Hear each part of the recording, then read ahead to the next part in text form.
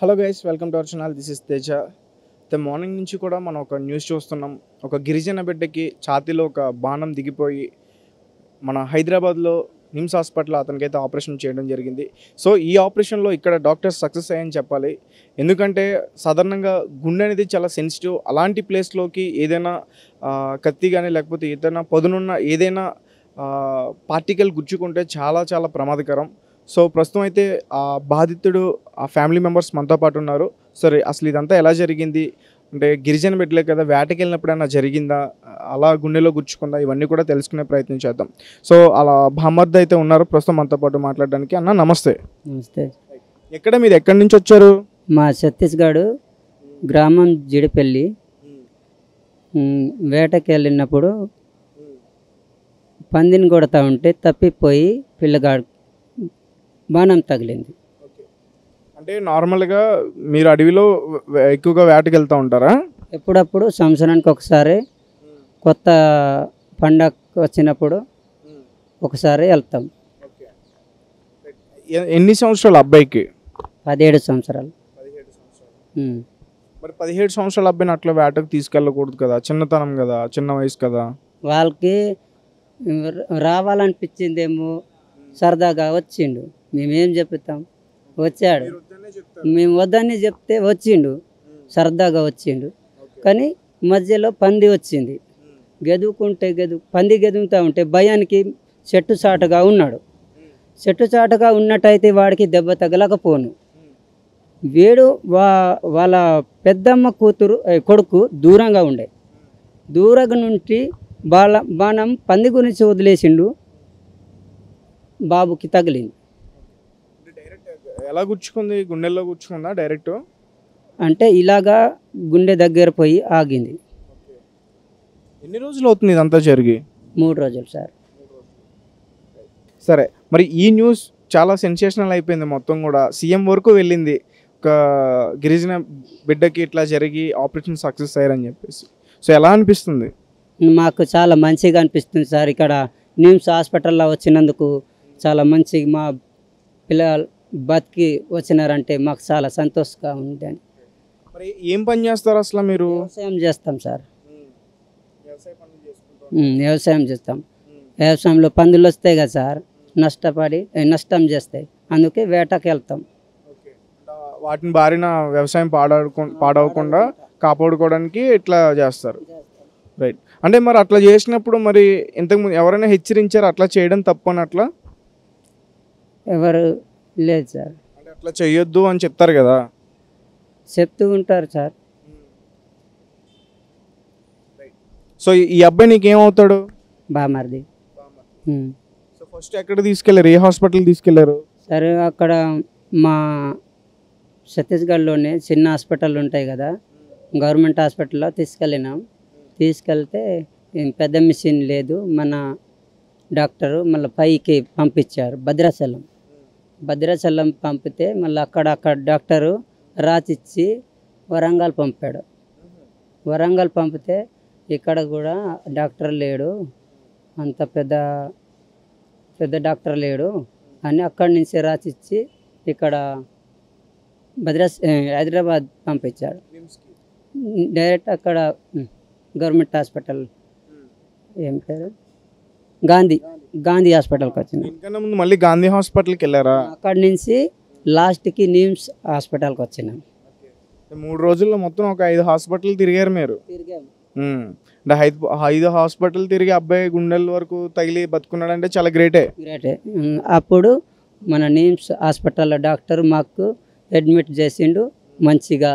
చాలా ఇప్పుడు మా ప్రాణం తిరిగి వచ్చింది, మాకు సంతోషపడుతున్నాం సార్. అందరికీ నమస్కారం. ఏమంటుంది డాక్టర్? ఫస్ట్ తీసుకెళ్ళగానే ఏమన్నాడు? అబ్బాయి ఇట్లా జరిగింది సార్ అని చెప్పగానే ఇదైతే అవుతుంది, 1.5 లక్ష దాకా ఖర్చు అవుద్ది అని చెప్పారు. చెప్తాకి మేము లేనోళ్ళం కదా సార్, ఇట్లు అట్లా చూసుకోండి అని చెప్పారు. అంత ఖర్చు పెట్టలేనని చెప్పేసారు డాక్టర్కి మీరు? చెప్పేసా. మరి ఎట్లా ముందు తీసుకెళ్లారు మరి ఆపరేషన్ని మీ దగ్గర డబ్బులు లేకుండా? ఏదో ఒకటి బతికిస్తారని మా ఆశ, రకంగా బతికిస్తారని మా ఆశ. ప్రాణం మా ముందు ఉంటే కోటి కోటి ధన్యవాదాలు చేస్తాం సార్. మళ్ళీ సో ప్రస్తుతం అబ్బాయి బాగానే ఉన్నాడా? అబ్బాయితో మాట్లాడారా? మాట్లాడలేదు, బాగానే ఉన్నారని చెప్తారు సార్లు. చూసావా నార్మల్గా నువ్వు లోపలికి వెళ్ళి? లోపలికి వెళ్ళలేదు సార్. టిఫిన్ పంపిస్తే మేడం ఇస్తూనే ఉన్నారు. మీ అబ్బాయి మంచిగా ఉన్నారు అని చెప్తున్నారు. నర్సులు కానీ వాళ్ళు కానీ బాగా మీకు సపోర్ట్ చేస్తున్నారా, సహకరిస్తున్నారా అక్కడ? మేము క్యారేజ్ పట్టుకొని పోతే ఇస్తున్నారు సార్. మరి అబ్బాయికి లోపల ఎట్లా? అబ్బాయి తినడం అనేది పెట్టేది ఎవరు లోపల? సిస్టర్లు పెడుతున్నారు. వాళ్ళు పెడుతున్నారా? ఉమ్. సో మొత్తానికి ఏమనిపిస్తుంది అంటే ప్రాణాలు పోతాయి అనుకున్న వ్యక్తిని ఈరోజు నిమ్స్ హాస్పిటల్లో డాక్టర్లు చాలా సక్సెస్ఫుల్గా ఆపరేషన్ చేశారు. చిన్న విషయం కాదు ఇది. అంటే ఒక గుండె అనేది చాలా మన బాడీలో, మన శరీరంలో చాలా చాలా ఇంపార్టెంట్. అంటే మంచి చేశారని మా ఆశ. ఓకే. రేవంత్ రెడ్డి గారు కూడా వీళ్ళందరినీ చాలా ప్రశంసించారు. తెలుసా మీకు ఆ విషయం? తెలియదు సార్. మాకు ఎలా తెలుస్తుంది సార్ మీరు చెప్పకుండా? చూపించిన నీకైతే ఒకసారి నేను చూపిస్తాను. నాకు ఇప్పుడు ఇప్పుడు జరిగింది కదా ఈ ఆపరేషన్ గురించి రేవంత్ రెడ్డి గారి వరకు వెళ్ళింది.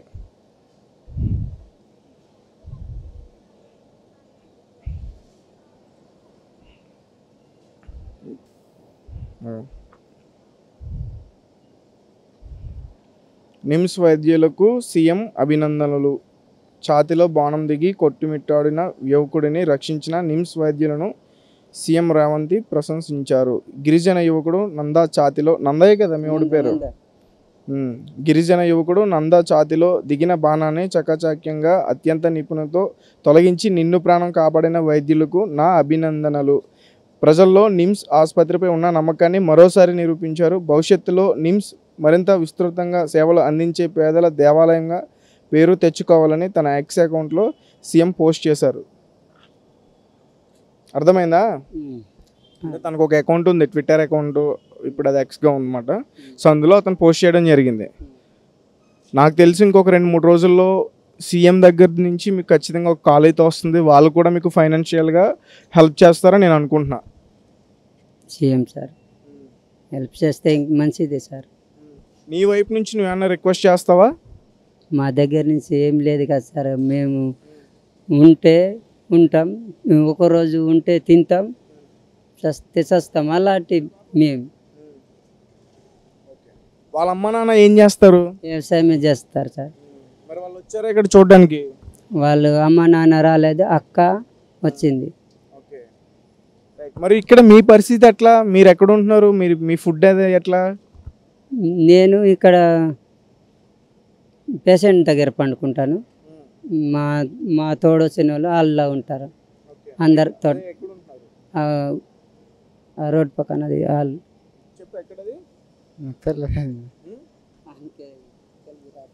నేను అడిగింది అర్థమవుతుందా?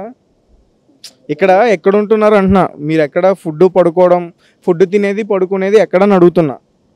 అందరు పండుకునే కాడే పండుకుంటున్నారు సార్. అందరూ పడుకునే కాడ అంటే ఎక్కడది? అంటే వాళ్ళ పేషెంట్కి వెయిటింగ్ చేస్తారు కదా మిగిలిన మనిషి, అక్కడే ఉంటారు. సో మొత్తానికైతే హ్యాపీయే కదా? సో ఆ పేషెంట్కి అయితే ఎట్లాంటి ప్రమాదం అయితే లేదు చెప్పేశారు కదా డాక్టర్లు? ఇంకా చెప్పేశారు. Thank you.